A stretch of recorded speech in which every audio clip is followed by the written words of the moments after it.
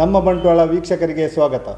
ಕರಾವಳಿ ಪ್ರದೇಶದಲ್ಲಿ ಕಾಂಗ್ರೆಸ್ಗೆ ಉತ್ತಮವಾದ ಫಲಿತಾಂಶದ ಅಗತ್ಯವಿದ್ದು, ಕಾರ್ಯಕರ್ತರು ಕಳೆದ ವಿಧಾನಸಭೆಯ ಚುನಾವಣೆಯಲ್ಲಿ ಸೋಲನ್ನು ಸವಾಲಾಗಿ ಸ್ವೀಕರಿಸಿ ಪೌರ ಸಂಸ್ಥೆಯ ಚುನಾವಣೆಯಲ್ಲಿ ಪಕ್ಷದ ಗೆಲುವಿಗೆ ಶ್ರಮಿಸಬೇಕೆಂದು ಕರ್ನಾಟಕ ಪ್ರದೇಶ ಕಾಂಗ್ರೆಸ್ ಸಮಿತಿಯ ಅಧ್ಯಕ್ಷ ದಿನೇಶ್ ಗುಂಡೂರಾವ್ ಅವರು ಹೇಳಿದ್ದಾರೆ.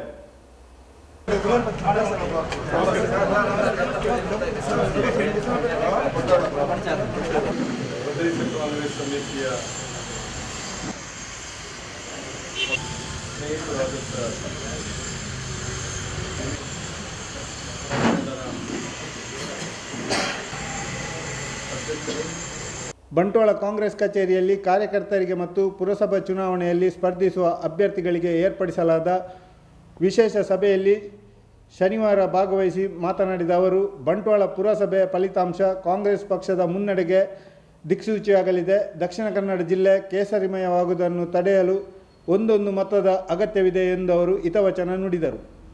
ವಿಶೇಷವಾಗಿ ಕರಾವಳಿ ಪ್ರದೇಶದಲ್ಲಿ ನಮಗೆ ಒಳ್ಳೆಯ ಫಲಿತಾಂಶ ನಿರೀಕ್ಷೆ ಬರಬೇಕಾಗೋದು ಬಹಳ ನಮಗೆ ಅಗತ್ಯ ಇದೆ.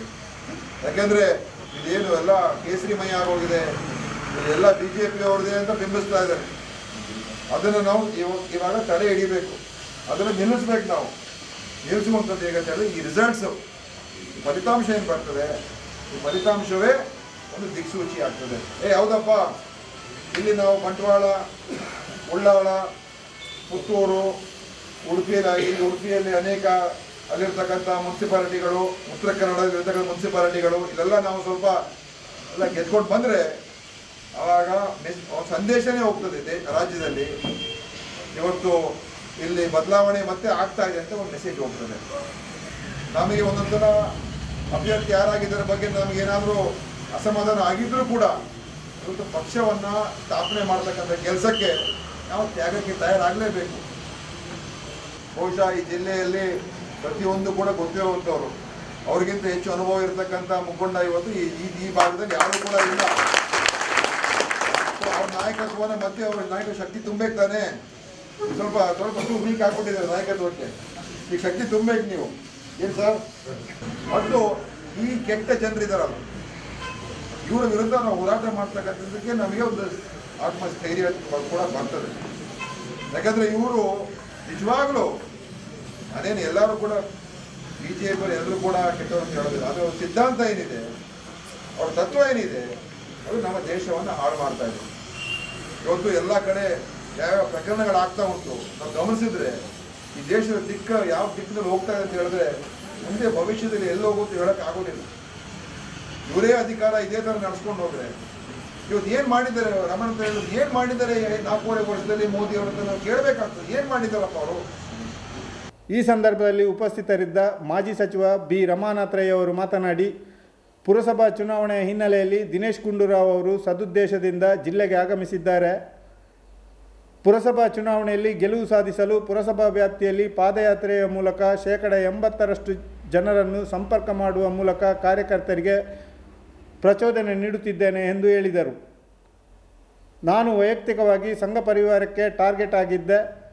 ಆ ಕಾರಣಕ್ಕಾಗಿ ನನಗೆ ಸೋಲಾಗಿದೆ. ಪುರಸಭಾ ಚುನಾವಣೆಯಲ್ಲಿ ಗೆಲುವು ಸಾಧಿಸಬೇಕು ಎಂದು ಮಾಜಿ ಸಚಿವ ರಮಾನಾಥರಯ್ಯ ಅವರು ಕಾರ್ಯಕರ್ತರಿಗೆ ಕರೆ ನೀಡಿದರು. ಒಂದು ಮಾತನ್ನು ಹೇಳಿದ್ದೇನೆ, ಪ್ರತೀಕಾರದ ಮನೋಭಾವದಿಂದ ಈ ಪುರಸಭೆಯಲ್ಲಿ ನಾವು ಗೆಲುವನ್ನು ಸಾಧಿಸಿದ ಕೆಲಸವನ್ನು ಮಾಡಿದ್ದೇವೆ. ನೋಬಲ್ ರಿವೆಂಜ್ ಅಂತ ಒಂದು ಮಾತಿದೆ. ನೋಬಲ್ ರಿವೆಂಜ್ ನಾವು ತಗೊಂಡಿದ್ದೀವಿ. ನಾವು ಖಂಡಿತವಾಗಿ ನೋಬಲ್ ರಿವೆಂಜನ್ನು ಮಾಡಬೇಕು. ನಾವು ಈ ಪುರಸಭೆಯ ಚುನಾವಣೆಯ ಬಗ್ಗೆ ನನ್ನಿಂದ ಸಾಧ್ಯವಾದಷ್ಟು ಮಟ್ಟಿನ ಎಲ್ಲ ಪೂರ್ವಭಾವಿ ವ್ಯವಸ್ಥೆಗಳು, ಕಾರ್ಯಕ್ರಮಗಳನ್ನು ನಾವು ಹಮ್ಮಿಕೊಂಡಿದ್ದೀವಿ. ನಮ್ಮ ವಾರ್ಡ್ಗಳಲ್ಲಿ ನಾನು ಹೋಗಿ ಸಭೆಗಳನ್ನು ಮಾಡಿದ್ದೀನಿ. ಮತ್ತು ಕೆಲವು ದಿವಸದಿಂದ ನಾನು ಪಾದಯಾತ್ರೆ ಕಾರ್ಯಕ್ರಮವನ್ನು ಹಮ್ಮಿಕೊಂಡಿದ್ದೇನೆ. ಬೆಳಿಗ್ಗೆ ಇವತ್ತು ನಾನು 7 ಗಂಟೆಯಿಂದ 12 ಗಂಟೆವರೆಗೆ ಪಾದಯಾತ್ರೆ ಮಾಡಿದ್ದೀನಿ. ಇವತ್ತು ಕೂಡ ಇನ್ನು 4 ಗಂಟೆಯಿಂದ 8 ಗಂಟೆವರೆಗೆ ಮತ್ತೆ ಪಾದಯಾತ್ರೆ ಮಾಡಿದ್ದೀನಿ. ಅಂದರೆ 27 ವಾರ್ಡ್ಗಳಲ್ಲಿ 80% ಜನರನ್ನು ನೇರವಾಗಿ ಮುಟ್ಟಬೇಕು ಅಂತ ಹೇಳುವಂಥದ್ದು ನನ್ನ ಒಂದು ಅಭಿಪ್ರಾಯ.